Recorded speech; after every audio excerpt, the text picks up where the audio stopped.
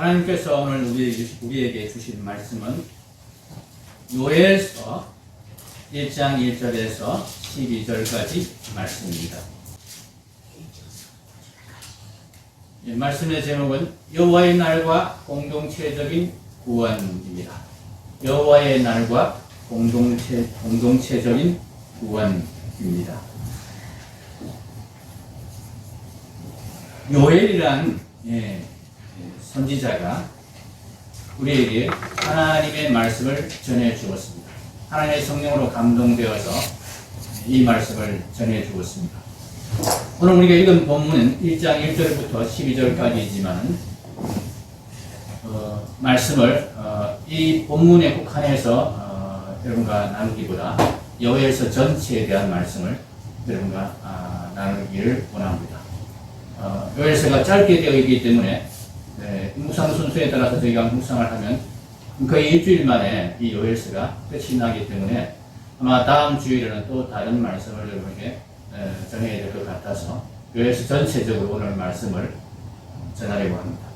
그래서 1장 1절에서 12절까지 말씀에 따르면 그 내용이 여호와의 날에 대한 말씀이지만 전체적으로 또 공동체적인 구원에 대해서 요엘의 말씀이 그것에 또 집중되어 있기 때문에 그것이 중요하게 여겨지고 있기 때문에 이렇게 제목을 잡고 말씀을 드립니다. 먼저 여호와의 날에 대해서 우리가 조금 이해하면 좋겠습니다. 오늘 1장 1절에서 12절까지의 말씀에는 사실상 여호와의 날에 대한 말씀은 아닙니다. 정확하게 표현하면 여호와의 날의 전조에 대한 말씀입니다. 전조로서의 여호와의 날.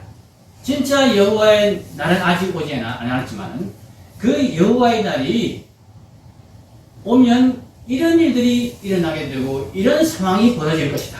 그러니까 이런 상황을 경험하면서 여호와의 날을 준비해야 된다. 이렇게 가르쳐 주시기 위해서 하나님께서 선지자를 통해서 말씀해 주시고 또 하나님께서 이스라엘에게 특별한 징조를 보여주시면서 이것이 여호와의 날의 전조다 그렇게 말씀하시는 것입니다. 그 전조가 바로 메뚜기 재앙이었습니다. 메뚜기 재앙. 4절에 보면은 팥중이가 남긴 것을 메뚜기가 먹고 메뚜기가 남긴 것을 너치가 먹고 너치가 남긴 것을 황충이 먹었도다 이런 표현이 나옵니다. 지금 이스라엘에 특히 이 남유다에 매우 심한 기근이 들은 것입니다. 근데 그 기근의 원인이 메뚜기였습니다. 메뚜기 떼가 날아와서 메뚜기 떼가 온 들판을 덮어서 모든 농작물을 다 먹어버리는 것입니다. 한 번 그렇게 한 것이 아니고 메뚜기 떼가 한 번 와서 그렇게 농작물을 먹고 썰어간 것이 아니고 두 번, 세 번, 심지어는 네 번까지 그렇게 했다고 이야기하십니다. 이 팥중이, 메뚜기, 너치, 황충 다 메뚜기 종류입니다. 메뚜기 종류를 다르게 이렇게 이름을 붙여 표현하는 것입니다.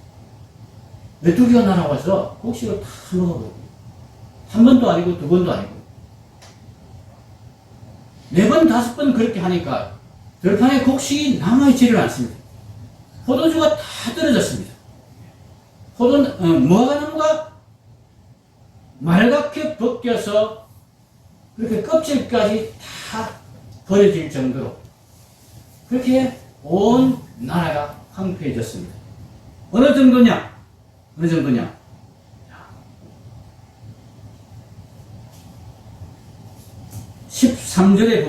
13절에 보면은 이어서 그 메뚜기의 그 황폐화시킨 그 모습이 어느 정도로 심했느냐? 소재와 전제를 너희 하나님의 성전에 드리지 못함이로다 이렇게 표현하고 있습니다. 하나님의 성전에 제사 드릴 곡식, 포도주가 다 떨어져가지고 제사를 못 드릴 지경에 이르렀다 하는 것입니다. 웬만큼 이게 흉년이 들어도 웬만큼 기근이 들어도 여러분 왕궁에는 먹을 것이 떨어지지 않는 겁니다. 그렇죠? 지금 북한에 기근이 들어서 많은 사람들이 굶어 죽는다 그러지 않습니까? 그래도 설마 김정은 씨가 밥을 굶겠습니까? 그럴 일은 아마 없을 것 같습니다. 그죠? 북한 주민들이 다 굶어 죽기 전에는 김정은이가 밥을 굶는 일은 없을 것입니다. 그런데 남유다에서 왕궁보다 더 중요하게 생각하는 왕에게 음식을 공개하는 것보다 더 중요하게 여기는 이 성전 제사에 곡식이 떨어져서 제사를 드리지 못할 정도가 되었다. 이 정도까지 기근이 심했다 하는 이야기를 하고 있는 것입니다. 여호와의 날이 이르면 이렇게 모든 것이 다 황폐하게 된다. 모든 것이 다 없어진다 하는 것을 말씀하는 것입니다. 여호와의 날은 사실 그 정도가 아닙니다. 이 메뚜기 재앙이 여호와의 날의 전부를 보여준 것이 아니에요. 더 무서운 전조가 있었습니다. 그것이 1장 13절부터 20절에 나오는 유다의 멸망입니다. 아직까지 음식이 그렇게 떨어지고 곡식이 떨어졌지만은 남유다가 완전히 멸망하지는 않았습니다. 아직 그 명맥은 유지하고 있습니다. 아직 나라의 명맥은 유지하고 있습니다. 그런데 이 남유다가 완전히 폐허가 되고 멸망되는 그런 날이 올 것이다. 그 날이 여호와의 날과 비슷할 것이다. 이렇게 경고하고 있습니다. 남유다가 완전히 멸망하고 성전이 완전히 다 부서져 버리고 제사를 못 드리는 정도가 아니고 성전이 완전히 부서져 버리는 그런 날, 남유다의 멸망의 날, 그 모든 고관들과 지도자들은 포로로 잡혀가 버리고 나라가 완전히 없어져 버리는 그런 날이 올 것이다. 여호와의 날이 이르면 그렇게 될 것이다. 아니 그 정도가 아니고 그보다 훨씬 더 심각한 상태가 여호와의 날이 이르면 도래할 것이다. 그렇게 말씀하시는 것입니다. 사실상 여호와의 날은 완전한 멸망의 날입니다. 근데 한 집안이 멸망하는 것도 아니고요. 한 지역이 멸망하는 것도 아니고 한 나라가 멸망하는 것도 아니고 온 우주가 멸망하는 날이 여호와의 날입니다. 그것을 2장 1절에서 또 11절까지 해서 진짜 여호와의 날이 이렇게 올 것이다 하는 것을 말씀하고 있습니다. 2장 2절을 한번 보십시오. 2장 2절. 곧 어둡고 캄캄한 날이요 짙은 구름이 덮인 날이라 새벽빛이 산 꼭대기에 덮인 것과 같으니 이는 많고 강한 백성이 이르렀습니다. 이와 같은 것이 옛날에도 없었고 이후에도 대대에 없으리로다. 한 나라가 멸망하는 일은 옛날에도 있었고 앞으로도 종종 있는 일입니다. 그런데 이 여호와의 날, 진짜 여호와의 날, 이전에도 없었고 이후에도 없을 그런 일이 될 것이다 말씀하시는 것입니다. 하나님께서는 이 진짜 여호와의 날을 우리가 준비하기를 원하십니다. 대비하기를 원하십니다. 그래서 이렇게 여러 번 반복해서 전조를 보여주시면서 미리 이런 참 작은 여호와의 날, 조그만 여호와의 날, 약한 여호와의 날을 보여주시면서 이보다 훨씬 세고 이보다 훨씬 심각한 그런 날이 닥칠 것인데 너희가 이 날을 준비하고 대비해야 된다. 그렇게 말씀하십니다. 여호와의 날에는 세 종류의 여호와의 날이 있습니다. 이미 우리 가운데서 닥치고 있는 여호와의 날, 우리가 경험하는 여호와의 날, 바로 메뚜기 재앙 같은 그런 여호와의 날이 있습니다. 사실은 여호와의 날의 전조이죠. 그것으로 하나님께서 우리가 잘 준비하지 못하면, 여호와의 날을 준비하는 삶을 살지 못하면 하나님도 센 징조를 주십니다. 나라가 완전히 멸망하는 그런 여호와의 날을 하나님이 우리에게 경험하게 하십니다. 그것으로 경고하시면서 준비하라고 하십니다. 그렇게 해서라도 진짜 여호와의 날, 온 우주적인 멸망의 날, 여호와의 날을 준비해야 되기 때문에 그렇습니다. 그런데 실제로 우리가 그런 여호와의 날에 대해서는 사실 하나님께서 성경을 통해서 여러 가지 또 실제 우리 삶 가운데서 경고를 하고 징조를 보여주시지만은 잘 못 느끼고, 북한이 저렇게 어려운 상황에 의해서도 내가 직접 경험하지 않으니까 실감이 나지 않습니다. 나라가 어렵고 나라가 곧 멸망할 같이 그런 경고가 있어도 아직 이러지 않았기 때문에, 아직 그것이 실현되지 않았기 때문에 우리는 잘 실감하지 못하고 지내는 데가 많습니다. 오히려 우리가 잘 실감하고 잘 느끼는 여호와의 날은 이렇게 공동체적으로, 나라 전체적으로, 온 우주적으로 그렇게 닥치는 여호와의 날보다는 내 개인적인 여호와의 날이 우리에게 더 실감 날 수 있습니다. 그럼 우리가 개인적으로 여호와의 날을 항상 준비해야 됩니다. 우리 개인적으로 닥치는 여호와의 날이 있습니다. 여러분, 우리 삶 가운데서 정말 죽을 것 같은 그런 어려운 날이 닥친 때가 있습니다. 아무 소망이 없고 내 모든 것들이 다 깨어져 버리는 듯한 그런 여호와의 날을 우리가 경험할 수 있습니다. 아무 소망이 없어지는 그런 상황이 우리에게 닥칠 수 있습니다. 그럴 때 우리가 그 날을 통해서 진짜 하나님께서 우리에게 경고하신 그 여호와의 날을 준비하는 사람이 되면 좋겠습니다. 하나님께서는 우리가 그렇게 여호와의 날을 준비하게 하시기 위해서 모든 사람에게 공평하게 기회를 주셨습니다. 모든 사람에게 공평하게 죽음이라는 기회를 주셨습니다. 이 여호와의 날은 사실은 피할 수 없는 날이에요. 아무도 그것을 맞서서 싸울 수 없는 날입니다.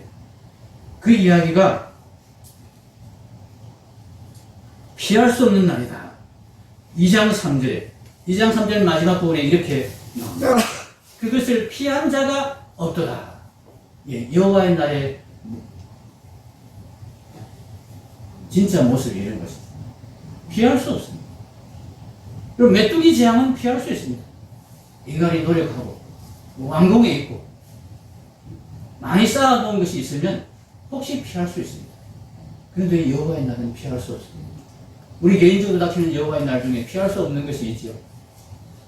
아무리 부자가 되어도, 아무리 권력이 강하고 세어도 피할 수 없는 거 있죠? 죽음은 피할 수 없습니다. 누구도 죽음은 피할 수 없습니다. 죽음을 맞서서 싸울 수도 없습니다. 피할 수도 없고 맞서 싸울 수도 없습니다. 2장 11절에 보면은 여호와의 날이 크고 심히 두렵도다. 당할 자가 누구이랴? 아무도 당할 자가 없다고 하십니다. 이 여호와의 날을 우리가 사실은 개인적으로 항상 경험하고 있습니다.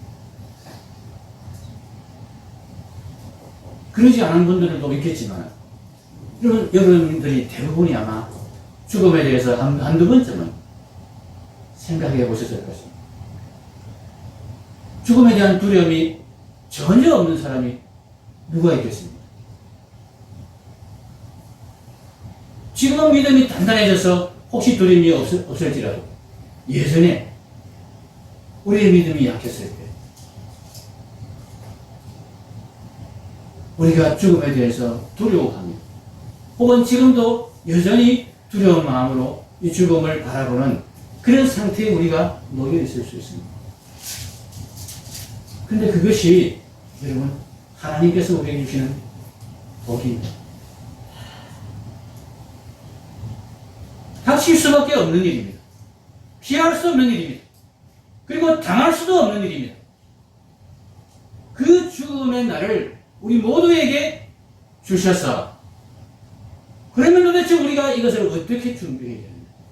그냥 피할 수도 없고 당할 수도 없으니 그냥 포기하고 절망하고 그걸로 그냥 어쩔 수 없는 일이라고 여기면서 그냥 살아야 되느냐.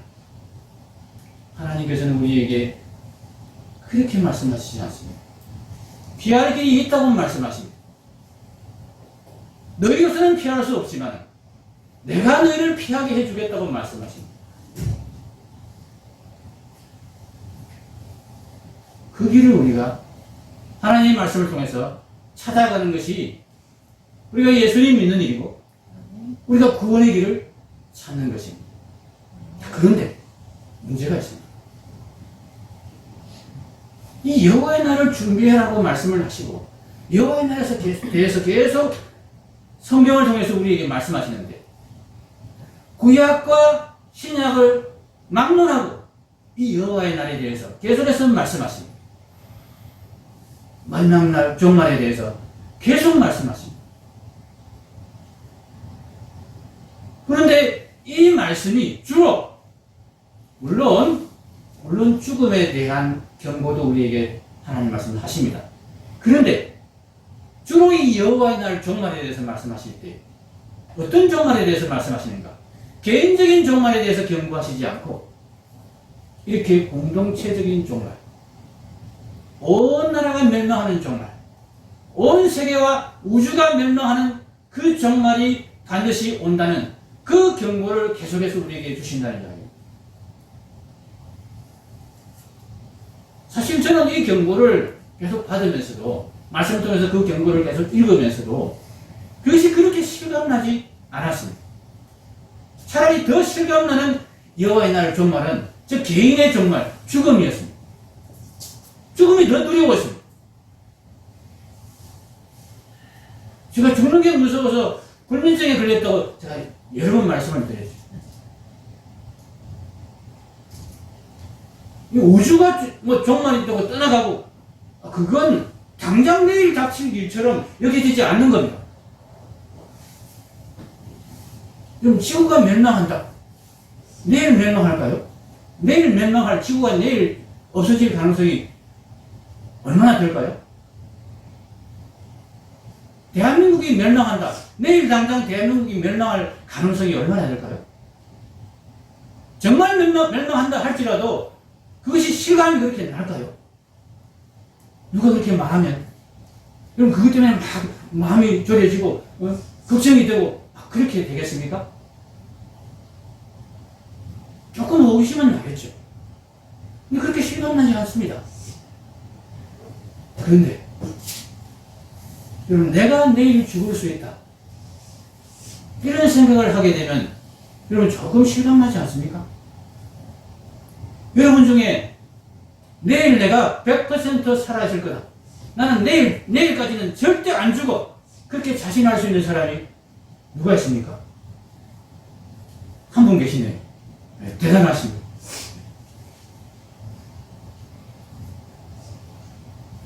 우리가 우리 주변에서 그런 일들을 한 번씩 보지 않습니까? 어제까지 멀쩡했던 분, 갑자기 돌아가셨다는 소식을 듣습니다. 방금같이 멀쩡했던 분이 여기서 나가서 길을 가다가 갑자기 사고를 당해서 돌아가셨다는 그런 소식을 듣습니다. 여러분, 교통사고를 혹시 목격해 보셨습니까? 저는 제 눈앞에서 목격을 해봤습니다.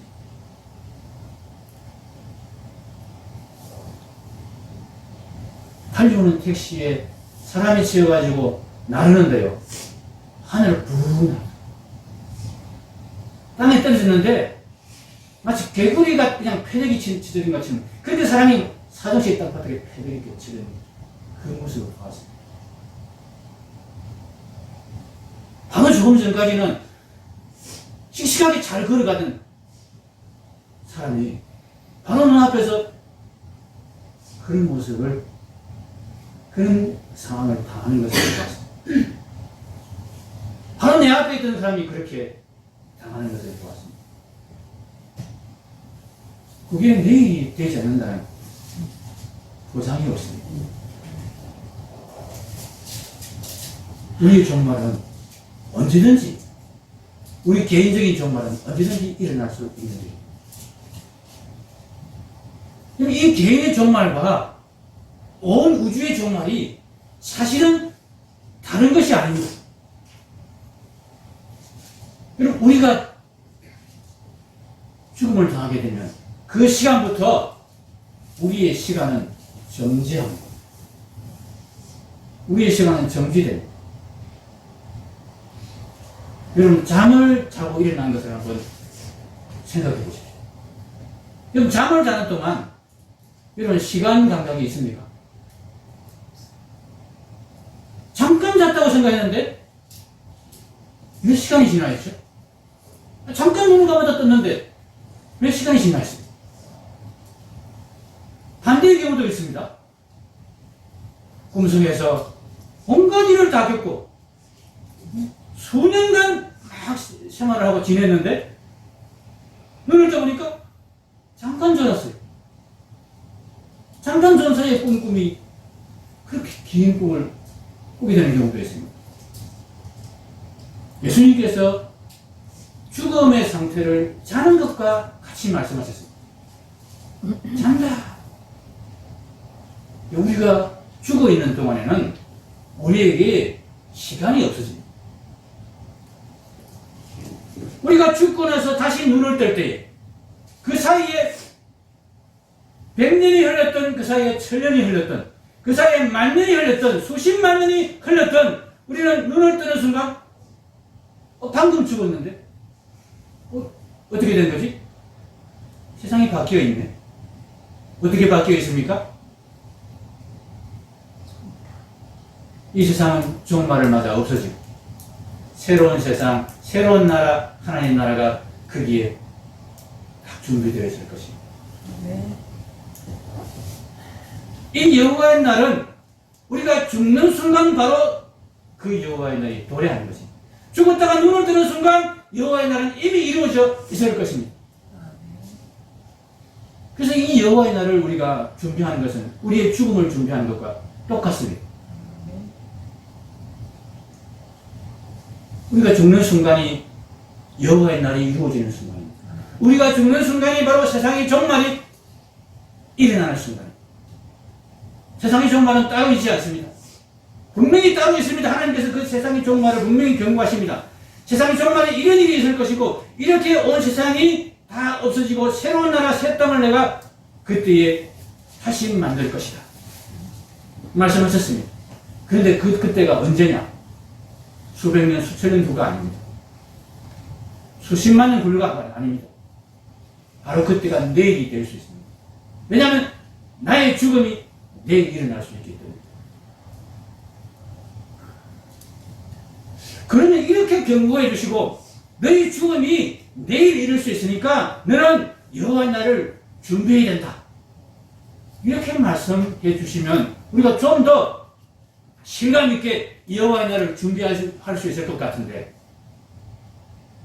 성경은 하나님의 말씀은 이 개인적인 종말에 대해서 그렇게 많이 이야기하시지 않고 오히려 더 많이 더 중요하게 이 공동체적인 종말 온 세상이 멸망하고 온 세상이 없어지고 새로운 세상 새 하늘과 새 땅이 이루어지는 그 여호와의 날에 대해서 계속 거듭거듭 우리에게 경고하시는 말씀을 주십니다.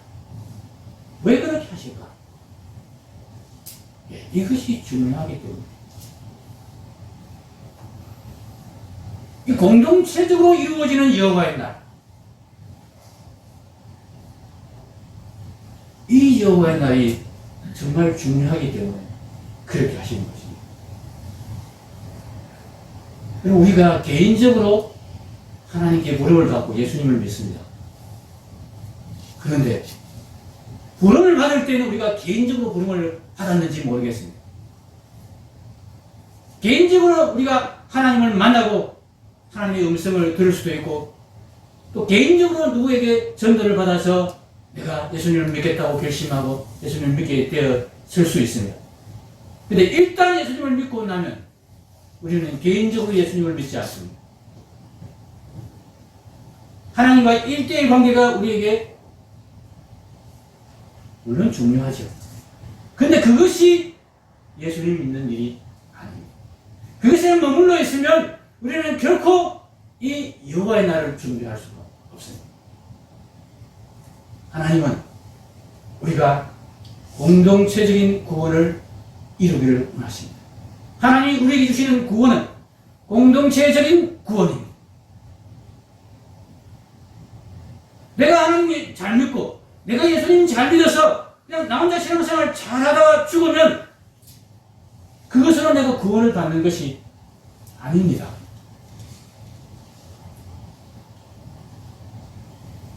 하나님의 나라를 내가 이루지 못하고 그 하나님 나라에 내가 소속되지 못하고 그 하나님의 나라가 새롭게 이루어질 그 날을 소망하는 그 소망이 내게 분명하지 못하면 여호와의 날이 닥쳤을 때에 우리가 어떻게 된다는 이야기입니까? 이 여호와의 날을 계속 경고하시는 이유가 이 여호와의 날에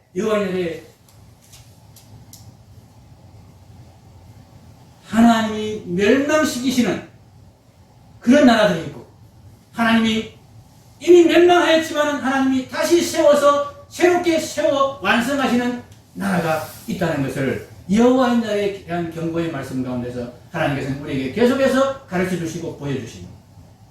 어떤 나라가 멸망하고 어떤 나라가 다시 시험을 받습니까?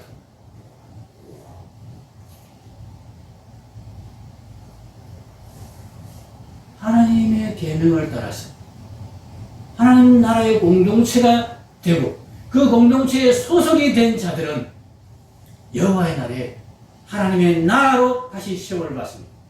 하나님은 개인을 세우시지 않습니다. 마지막 날 하나님이 세우시는 것은 개인이 아니고 나라입니다.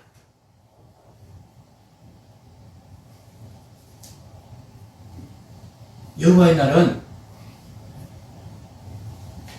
개인적인 죽음 그것과 무관하지 않지만 우리 개인의 죽음이 여호와의 날은 아닙니다. 하나님은 반드시 우리 개인들을 온전히 모아서 한 나라를 이루어 그 나라를 세우시는 각기 개인이 자기 주장을 하며 그 나라에 동참하지 아니하고 자기 욕심을 따라서 그렇게 사는 자들이 있다면 하나님이 여호와의 날을 완성하실 때 그들은 다 배제될 것입니다. 여러분 잘 들으시기 바랍니다. 개인적으로 예수님 열심히 믿고 개인적으로 기도하고 그런 것을 하지 말라는 것은 아닙니다. 그런데 그것에 그치면 우리는 여호와의 날에 제대로 준비된 자가 될 수 없습니다. 하나님은 여호와의 날에 우리를 공동체로 불러서 공동체 안에 소속된 자로서 우리를 구원해 가십니다. 그 공동체에 소속된 자들만 하나님은 여호와의 날에 남겨서 하나님의 나라를 완성하십니다. 그래서 개인적인 우리의 죽음, 개인적인 종말이 정말 실감나고 그것이 우리에게 더 하나님께서 경각심을 더 주는 그런 말씀이 될 수 있음에도 불구하고 하나님 개인적인 종말보다 이 공동체적인 종말, 여호와의 날, 온 우주적인 종말의 날을 우리에게 계속해서 강조하시는 것입니다. 이 우주적인 종말의 날에 내가 온 우주를 멸망시키고 새로운 우주를 세울 것이다. 그 나라의 소속이 너희가 되어야 된다. 이렇게 말씀하시는 것입니다. 제가 이런 우주적인 종말에 대해서 말씀을 이렇게 말씀 문자로 보내었더니 제 고등학교 동기들 단톡방에서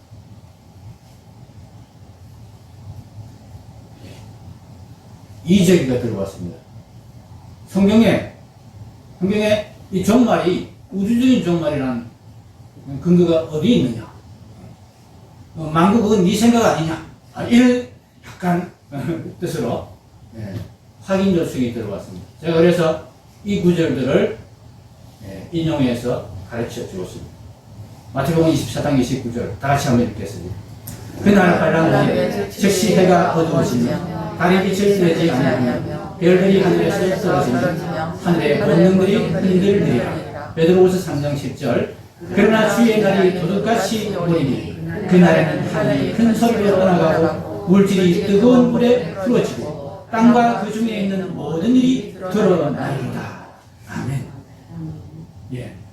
해가 어두워지며 달이 빛을 내지 아니하며 여호와의 날은 단지 한 나라가 멸망하거나 단지 지구가 멸망하거나 하는 정도의 날이 아니고 해가 어두워지며 달이 빛을 내지 아니하며 별들이 하늘에서 떨어지며 하늘의 권능들이 흔들리는 그런 날입니다. 하늘이 큰 소리로 떠나가고 물질이 뜨거운 물에 풀어져 버리는 우주가 해체되는 그런 날이 여호와의 날입니다. 여러분 그때에 남아있는 나라는 어떤 나라인가? 온 우주가 다 해체되고 다 풀어지고 다 없어지는 그날에 하나님이 새하늘과 새 땅을 세우실 것인데 그때 남아있는 나라가 어떤 나라인가? 에베소서 1장 23절이 이렇게 말합니다. 교회는 그의 몸이니 만물 안에서 만물을 충만하게 하시는 이의 충만함이니라. 네, 여기 충만함이라는 단어는 완성이라는 그런 뜻으로도 번역이 되는 단어입니다. 이 충만함을 완성으로 바꾸어서 한번 우리가 에베소서 1장 23절을 읽어보겠습니다. 교회는 그의 몸이니 만물 안에서 만물을 완성하시는 이의 완성이니라. 마지막 날 모든 것이 풀어지고 모든 것이 해체되는 이 우주적인 종말이 이를 텐데 그때에 하나님이 세우시는 완성하시는 하나님 나라가 나타날 것이다. 그러면 하나님의 나라는 여호와의 날, 이 종말의 날과 같이 옵니다. 하나님 나라의 완성은 종말과 같이 옵니다. 기왕에 있던 나라가 없어지고 해체시키면서 하나님은 새 나라를 세우시는데 그 새 나라는 어떤 나라입니까? 교회가 중심이 되는 나라입니다.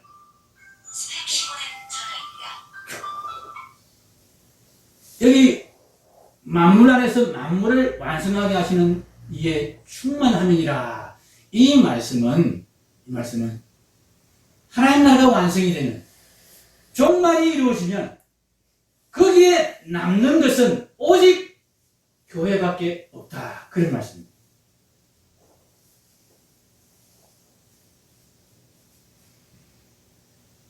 교회만 남을 것입니다.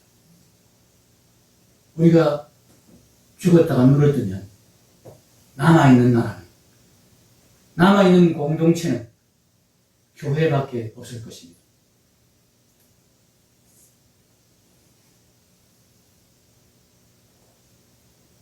대한민국도 없을 것이고요.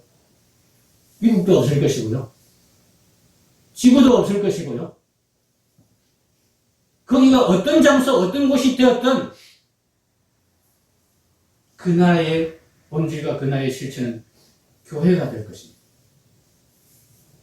우리가 교회에 소속되어 있지 않고 우리가 교회가 되어 있지 않으면 우리가 죽었다가 눈을 떴을 때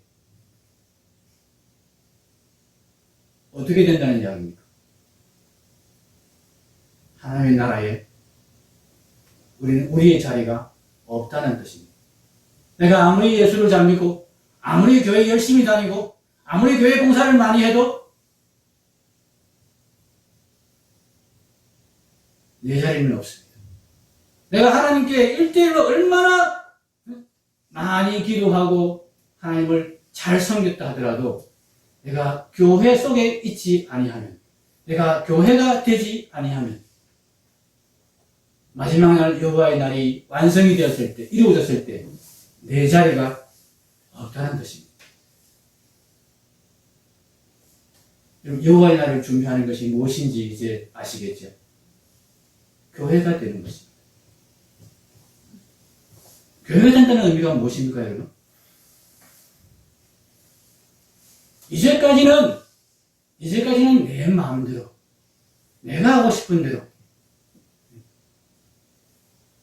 내가 원하는 대로 내 기분 내키는 대로, 내가 하고 싶은 대로 그렇게 살았던, 내 개인으로만 살았던 우리 자신이 이제는 개인으로 살지 아니하고 하나님의 교회로서 예수 그리스도께서 머리가 되시고 그 머리의 지위에 따라서 지체가 되어서 서로를 위해서 봉사하고 서로를 신경 쓰며 서로를 배려하는 그런 삶을 사는 공동체로 나 자신을 받아들이는 것이, 그렇게 앞으로는 살겠습니다. 이렇게 결심하는 것이 교회가 되는 것입니다. 이것이 예수님 믿는 것입니다. 예수님을 믿는다는 것은 예수님이 교회의 머리이심을 인정하며 내가 그 머리에 붙은 몸의 한 지체로 이제부터는 살겠습니다. 이제부터는 내 마음대로 살지 않고 내 기분대로 살지 않고 예수님 몸에 붙은 내가 지체로서 그렇게 살겠습니다. 내가 지체가 되었으니, 내가 손이 되었으니 손의 역할을 하겠습니다.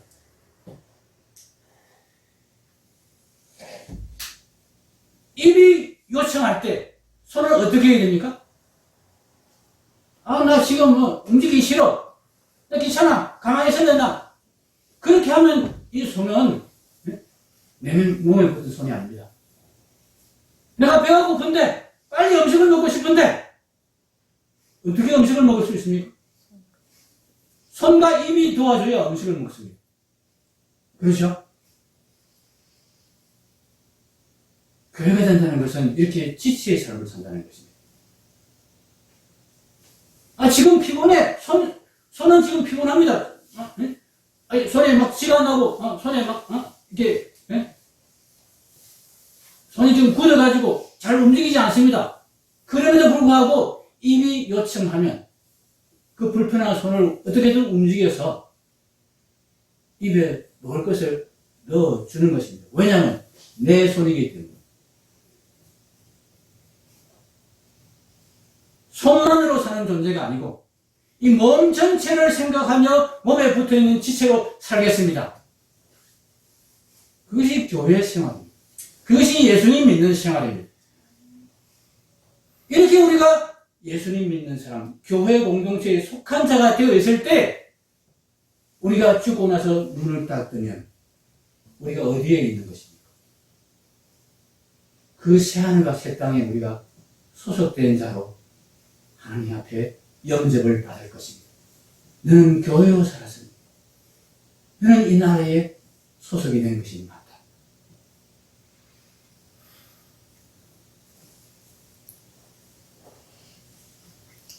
그렇게 교회로 살았을 때에 우리의 종말이 준비가 되는 것입니다. 사랑하는 성도 여러분, 목사를 위해 살지도 말고 하나님과 기도하고 일대일로 참 관계를 가지고 하는 것 참으로 중요합니다. 그러나 하나님은 그걸 하기 전에 그것만으로는 안 된다. 네가 네 형제를 사랑하지 아니하면 하나님을 사랑한다고 할 수 없다.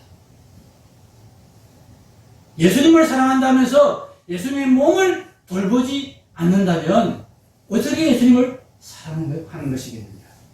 그렇게 말씀하고 계십니다. 그럼 우리가 왜 모여서 예배를 드리고 왜 모여서 이렇게 찬송을 부르고 서로 또 인사하고 이렇게 하는 것입니까? 교회가 되기 위해서입니다. 우리가 서로를 배려하고 서로를 생각해주고 서로를 사랑하는, 나를 위해서 사는 것이 아니라 상대방이 필요할 때, 교회가 된 내 지체가 필요할 때 내가 같은 몸된 지체임을 확인하며 그 사람에게 마음이 쓰여지는 그런 상태가 우리가 되기 위해서 교회를 모여서 계속 연습하는 것입니다. 처음에는 잘 안 될 것입니다. 귀찮고 힘들고 짜증나고 불편할 것입니다. 그런데 우리가 계속 모여서 같이 교제하고 서로 말씀을 나누고 사랑하고 기도하는 가운데 우리가 서로에게 더 관심이 가지고 서로가 더 사랑스러워지고 서로의 필요를 배려해주는 그런 마음이 점점 자라고, 그래서 우리가 교회가 되는 것입니다. 내가 교회가 되어가고 있는가? 그래서 우리가 계속 확인하면서 종말을 준비해야 되는 것입니다. 이것이 우리가 여호와의 날을 준비하는 길입니다. 기도하겠습니다.